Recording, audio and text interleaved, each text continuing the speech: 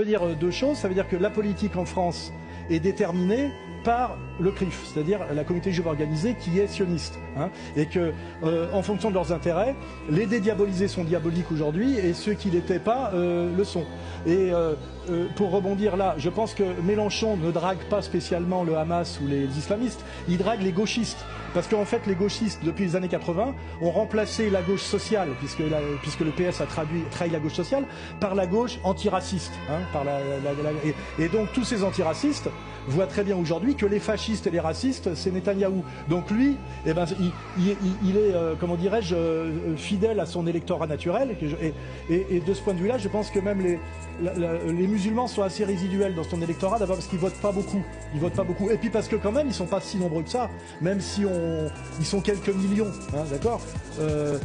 Donc, en fait, comment dirais-je, Mélenchon est totalement dans la cohérence. Son discours est d'une cohérence assez, d'ailleurs, assez respectable. C'est un énigme politique, mais je le trouve assez. Alors que Marine Le Pen, c'est quand même très choquant parce qu'on se dit finalement Marine Le Pen, c'est le vieux parti fasciste d'extrême droite et raciste qui revient à son origine après un moment de virage relativement social que j'avais d'ailleurs un peu insufflé à l'époque où j'écrivais les discours de Jean-Marie Le Pen.